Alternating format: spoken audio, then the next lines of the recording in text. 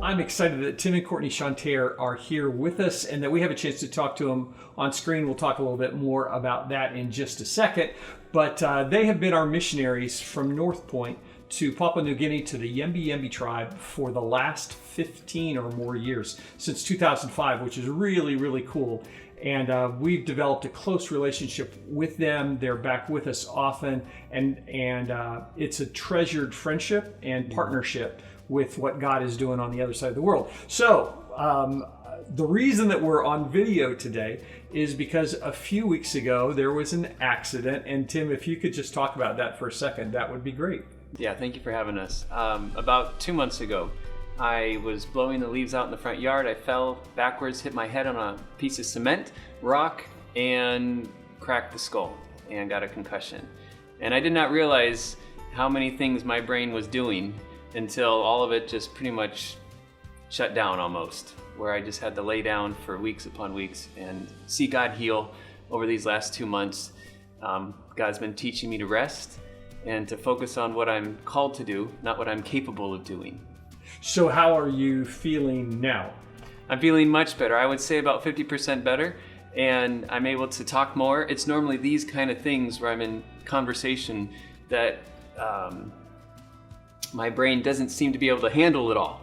Whereas before it was no problem, but now it's just like overload, stop. I'm learning how to pace myself as God brings healing. Got it. And that's why we're doing the interview, because I wanted a chance to just talk apart from the message. And we've been trying to work a way that you could speak to Northpointe live, and you've been working and God's been healing. So that's going to happen in just a few minutes. But we thought that we could have some conversation this way as well. So your plan was that you were just going to be here through the middle of December. The fall and the injury has delayed everything. Courtney, what have you guys been doing as a family for the last 2 months while you've been hanging out waiting for Tim to heal? Well, a lot of life has been just put on hold and just gone down to the basics of just functioning as a family. The kids are still doing homeschool, and a lot of the meetings have been canceled, but we cherish the small amount of meetings that we can handle. We're just trusting the Lord, but really just pulling back, not a typical furlough that we are accustomed to with the busyness of life and things like that. What has God taught you through this process through the last couple of months? Just to trust in His good plan. And I feel like it's not just one thing that I can point to and say, oh, that was really overwhelming, but it was kind of the culmination of things where it felt life was just too overwhelming. But just to rest in Him and just take a step back, take a deep breath and say, no, Lord, you have this under control, and what I get done, and what I don't. The process of praying that you would have good time with family, did you anticipate at all that it might take something that we would look at from a very negative standpoint, but that God would use that to provide extra family time?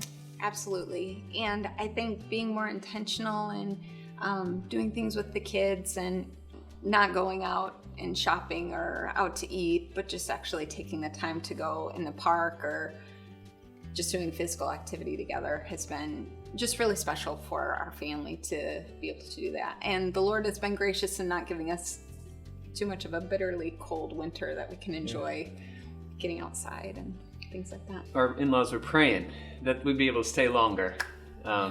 It was about a month it's after. It's their fault. It was about a month after that I started getting better, that they finally told me, I've actually been praying. Now, we didn't pray for that you would hurt yourself, but we're really blessed and glad that you're here with us a few more months. Our vision at Northpointe is that everybody who calls Northpointe home would regularly be sharing how God is working in their life, in their sphere of influence. From our perspective, we think that you guys call Northpointe home, that it's one of your home bases. And can you just tell a little bit of your background story in terms of how you ended up on the mission field in Yembi? What process God took you through to help open that door and to get you there? Amen. Well, I was serving in the church, and I was a part of the junior high ministry, the high school ministry, the college ministry, and I wanted to do ministry. here in the States. A missionary came to my church, and he had spent 20 years over in the field of Papua New Guinea, which is where we're at today. Right. And I just thought, 20 years? What are you going to do for 20 years? I'd been going on short-term trips with our church, and I did it. It was like the thing to do. But I just didn't have this heart for the world, I would guess, because he had challenged us, God's heart is for the world, that we're a part of this going process. We're a part of taking the gospel. Either you're going yourself or you're sending someone in your place to go to the ends of the earth. It can't stop. We need to keep being about that. We need to be presenting the gospel here to our neighbors and our families, but we also need to be a part of that, sending others. And it's like, are you going to go or are you going to send someone to go? And that just really hit me. And he spent 20 years and he learned their language and he showed pictures. And to be honest, as an 18-year-old, I just thought, I don't want to go there. And it's gross and it's stinking, it's smelling. He did a good job explaining how hard it is to live there. And he said 20 years will probably get taken off your life because of how hard it is on your liver and the malaria and the disease. Just like, yeah, I'm going to stay here. But I had this constant question before God that I was being challenged with. Lord, what do you want me to do with my life? I was kind of asking that separately. In my mind, that was a separate thing. What is your will for my life? And here I'm hearing about this. I never put the two together initially. And I was looking for God's will as if it was something I was in a miss if it passed by me too quickly. And so I'd see a billboard about dentistry. Should I be a dentist? Because I was asking, Lord, what's your will for my life? Or should I be a police officer? What's your will, God? I just want to do what you want me to do. Through messages and hearing people preach, it was just more of an act of faith. Take a step of faith. And then look back and see what my will was. As you walked with me in faith through every door I put before you. I said, all right. Well, Lord, I didn't get this feeling. I just, there's needs over in Papua New Guinea. There's needs here.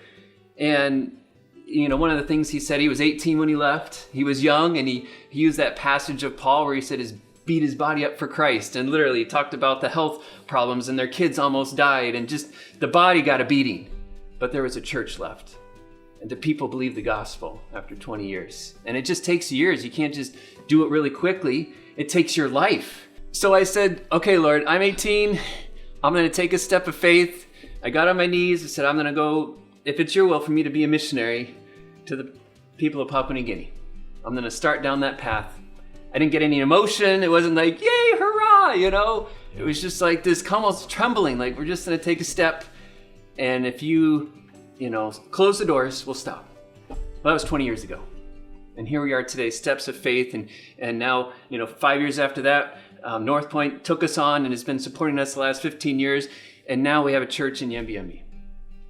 I'm assuming you guys started dating in college? Yeah, at Bible school. At Bible college, yeah. Yeah, where Tim has this sort of military mindset story, mine was so opposite. Totally emotional. And I look back and I think, oh my word, how did I even survive? Because my emotions just flipped as soon as the times got tough, and the Lord used that military, thinking that, no, we stepped out in obedience and we're just going to be faithful in that obedience until he closes the door. But I was 16 when someone came, a representative from New Tribes came to our school. He talked directly to me and said, have you ever thought about missions? And up until that point I hadn't, and that was just what the Lord did to put that burning in my heart. So I went on a missions trip down to Bolivia, and a bunch of just dumb teenagers lived in this village and helped the missionaries out. I don't know how they even got anything done with us there. We were just so crazy. But the Lord just confirmed that in my heart. This is what I want for your life, Courtney. And the next year I graduated high school, and met Tim at the Bible school, and we both felt separately that the Lord was leading us to Papua New Guinea. Wow.